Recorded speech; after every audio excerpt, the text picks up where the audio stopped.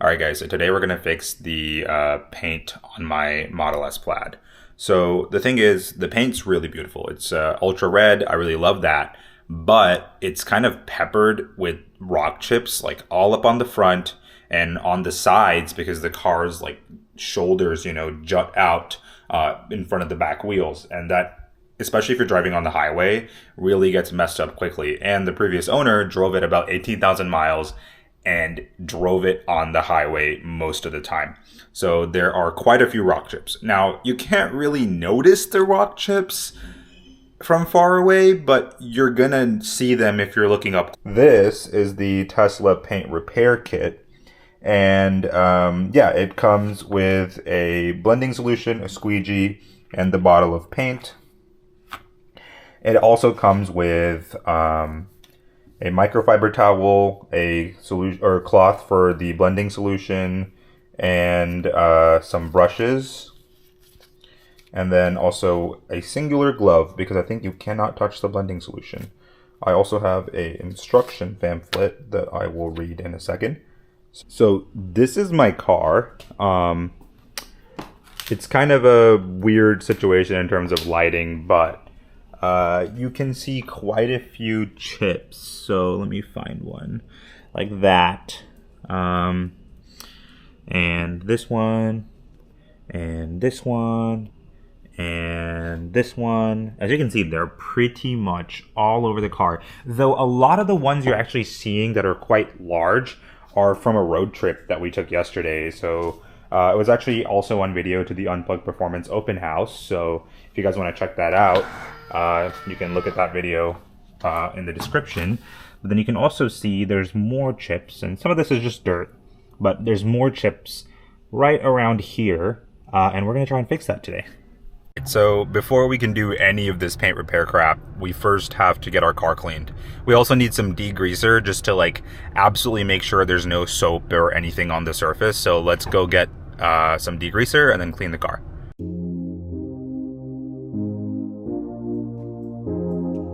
Alright, so this is what I got.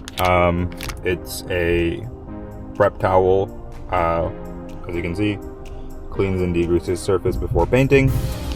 This is what I think we need, because I said degreaser, but a degreaser is really powerful, and if you guys do this, do not use a regular degreaser. The one I specifically looked at, that was just a degreaser, specifically says don't use on painted surfaces. And this actually allows you to do that.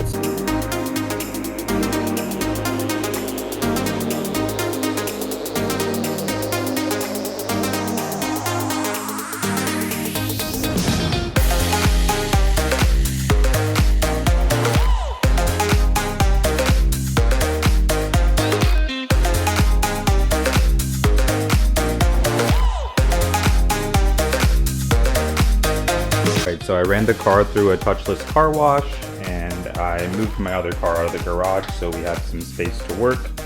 So let's take another look, right?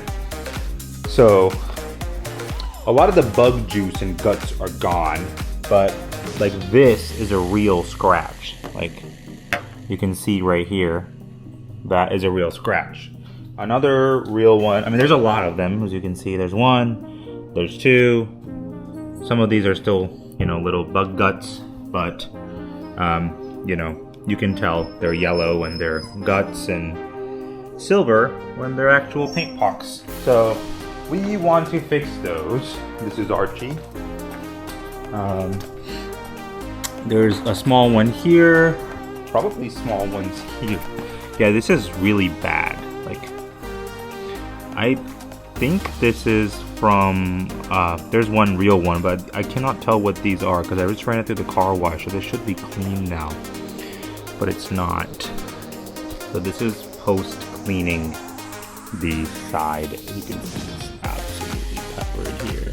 I have no idea if we can even fix that. It's just, I have no idea what's wrong with that panel, but it's pretty bad. I mean, again, from far away, can't tell. Looks great, but from close up, not so great. Might be a good one.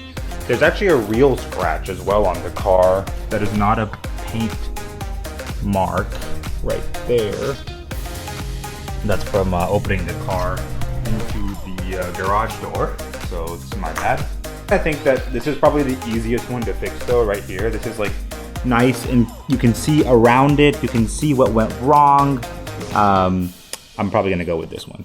So I've kind of cleaned off the area, then wiped it with a microfiber towel. So the first step is we have to apply the paint after shaking the bottle with an applicator. So let's do that. So we're gonna squeegee it off the area. Just get it off like that. So it looks like we have some around the, some of it has dried around the area, but that's okay because some of it went inside and covered up the scratch. So now I need to do the blending solution thing in about 5 minutes. So I waited about 5 minutes now, and you can kind of see that like, it's like even the excess paint kind of dried up. You can't even really see it. And the inside is like a little red now, so it's harder to see for sure. So let's go ahead and do some blending solution and then repeat the process until it's level. So I'm just using the blending solution like around our chip, not putting it directly inside. Kind of looks like I am, but like you can see my finger is the applicator here. And we have not put it inside, so there we go. Now we want to immediately just clean off the area with our microfiber towel, and that is looking pretty okay.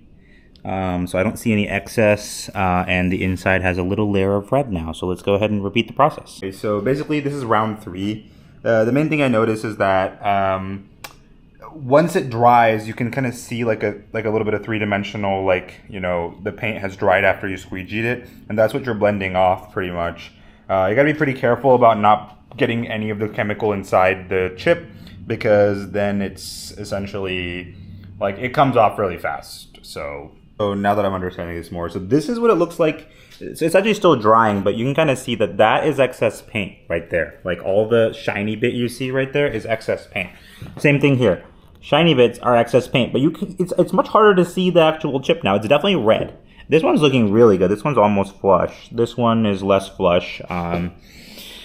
And then same thing, excess paint, and there's a chip. So I just wipe one way each time, just to make it easier. I think I wiped 2 ways here, but yeah. So once this is dry, we blend. Once we blend, we immediately microfiber, and we're getting closer.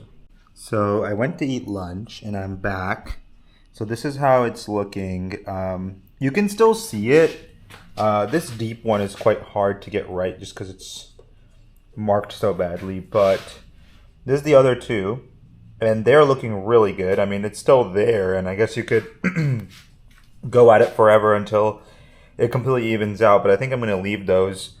And then this one is not looking so great in my opinion, just because I don't think I did such a good job in blending it, because like there's just a circle of like extra paint around it that I would like to try and remove the next coat over. But in general, I'm happy with it. I think it is improving. And the thing is, like, the same marks that were silver that like were permanently there before are no longer there unless you look at them at a certain angle. Like the 2 pock marks that I'm looking for are quite hard to find. You have to like go across the car until you see them. They catch the light still, but at a very certain angle, instead of catching the light completely now, which is kind of what I was going for. So I've been working on quite a few scratches today, but I think it's time to move on to the big final boss scratch. This is Archie. He's very interested in what we're doing. But yes, this is the one that was from opening the garage right into the trunk right into the garage door. So it's not too bad, but it's definitely something to fix. So let's do that. All right, so I did it. It's hard to find now again because there we go. So it's right there.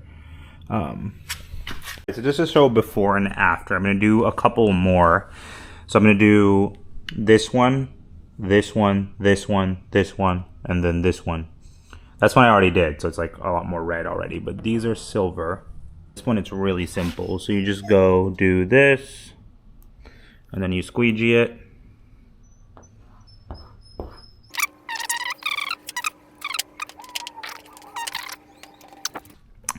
So next, you have to wait for it to dry.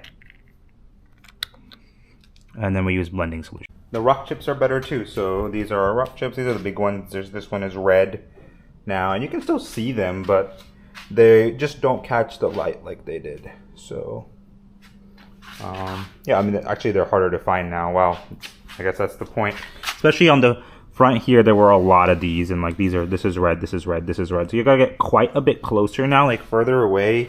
I can't see them, and at this height where my head is right now, I used to be able to see them pretty easily. Like, I didn't do this one, so it's there. This one's just a bad one, but I didn't do this one, so it's still there.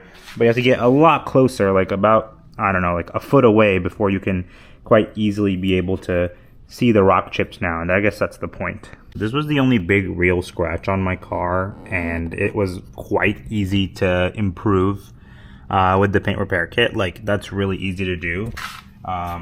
Yeah, so that pretty much concludes the video. I'm pretty happy with the results that I got. I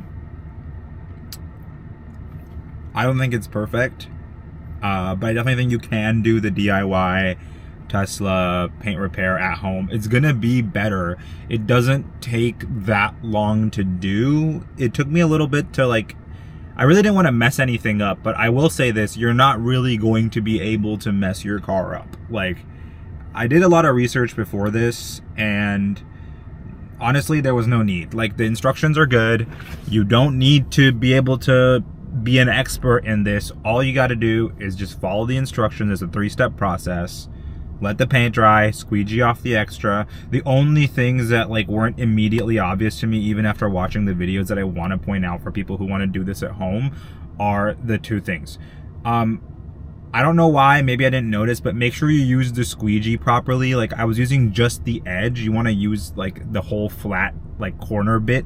And then the other thing is that the blending, you want to wait for the paint to dry, and then what you're blending off is the excess paint. And maybe it said that, but it was really difficult to understand in the sense that they were like, oh, don't blend on top of the chip. Well, you can blend on top of the chip. That's totally fine. It's not even going to touch it, actually. Like, don't feel like you have to be really accurately going around the chip. Like, that's almost impossible to do. You can just use the blending solution. It doesn't really come off if you even get it on the chip for a second. So, yeah.